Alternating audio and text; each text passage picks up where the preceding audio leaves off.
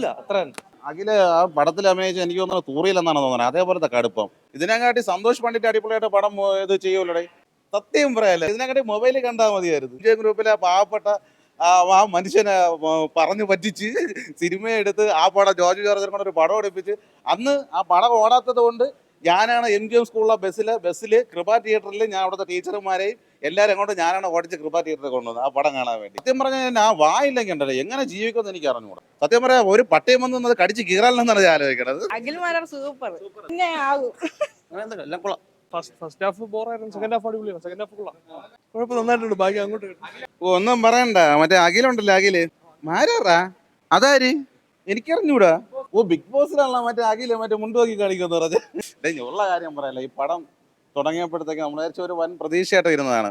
ഈ തുടക്കത്തിൽ നോക്കിയപ്പോൾ അതിൽ അഭിനയിച്ചിരുന്ന സഹനടന്മാരായിട്ടുള്ളവരൊക്കെ വമ്പം കോമഡി. ആരും ഡബ്ബിംഗ് ഒക്കെ എവിടെ പോകണമെന്ന് എനിക്ക് അറിഞ്ഞുകൂടാ. ഇതെന്തടേ, ഇതിനെക്കാട്ടി സന്തോഷ് പണ്ഡിറ്റ് അടിപൊളിയായിട്ട് പടം ഇത് ചെയ്യുമല്ലോടെ. അഖിൽമാരാറ് ഇത് ബുള്ളറ്റ് കൊണ്ടുവരും, ഒരടി ഒരു കറക്കം, വീണ്ടും പോയിട്ട് ഒരു 10 മിനിറ്റ് കഴിഞ്ഞിട്ട് വീണ്ടും 2 അടി ഒരു കറക്കം. എന്തരടെ അഭിനയമൊക്കെ അങ്ങോട്ട് ഒഴിവി ഇറങ്ങുകയാണ്. കാര്യം അഖിലിന്റെ അഭിനയം കണ്ടപ്പോൾ എനിക്ക് തോന്നുന്നത് നമ്മളെ ചോര കഴിക്കണ ഒഴിക്കാൻ ഒഴിവില്ലേ, അതേപോലെ ഒഴുകിക്കൊണ്ടാണ് ഇരിക്കുന്നത്. ഇയാൾ എന്താണ് കാണിക്കുന്നത്? സത്യം പറയാല്ലേ, സത്യം പറയാത് പടം കാണാതെ ചെറിയ കുഞ്ഞിട്ട് ഇതിനെക്കാട്ടി മൊബൈലിൽ കണ്ടാൽ മതിയായിരുന്നു. എങ്ങനെ തീർന്നാൽ മതിയായിരുന്നു. എല്ലാവരും അഭിനയം ഒഴിക്കാൻ പോലെ ഒഴിവാണ്.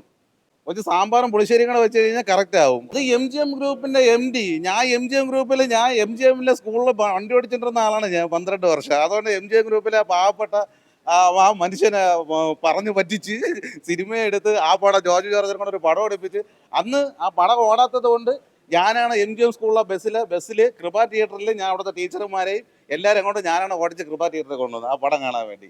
അതിൽ നമ്മുടെ സ്കൂളിലെ മാനേജർ അഭിനയിച്ച്, മാനേജറിന്റെ ഡ്രൈവർ അഭിനയിച്ച്. സത്യം പറഞ്ഞാൽ ആ വായില്ലെങ്കിൽ ഉണ്ടല്ലോ എങ്ങനെ ജീവിക്കുമെന്ന് എനിക്ക് അറിഞ്ഞുകൂടാ. ആ വായാണ് സമ്മതിക്കാൻ. എന്തരടേ വേടഞ്ഞ പറയാനായിട്ടുള്ള ഒരു ഇതുമില്ല, പക്ഷെ ആ വായാണ് സമ്മതിക്കേണ്ടത്. വായ എന്ന് വെച്ചാൽ ഒന്നൊന്നര വായ തന്നെ.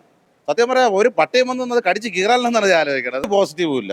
ജാഫർ അടിക്കുക, അയാൾ നല്ലവരെ നടന്നതാണ് വിചാരിച്ചത്. പക്ഷെ ഈ പടം കണ്ടപ്പോഴത്തേക്ക് എനിക്ക് അയാളോടുള്ള ആരാധന പോയി. കാര്യം വമ്പ കോമഡി ആയിപ്പോയി. ഒന്നരേ ഇത് കോട്ടയം നസീർ എന്താ പറയാ, ഞാനൊരു മിമിക്രി കലാകാരൻ. അഖില് ആ പടത്തിൽ അഭിനയിച്ച് എനിക്ക് തോന്നുന്നത് തൂറിയില്ലെന്നാണ് തോന്നുന്നത്. അതേപോലത്തെ കടുപ്പം. എല്ലാ എക്സ്പ്രഷനും ഒരേപോലെ ഇരിക്കണം. കളിയാക്കി പറയണം, എല്ലാ എക്സ്പ്രഷനും ഒരേപോലെ ഇരിക്കണം. എക്സ്പ്രഷൻ കൂടിപ്പോയെന്നാണ് തോന്നുന്നത്.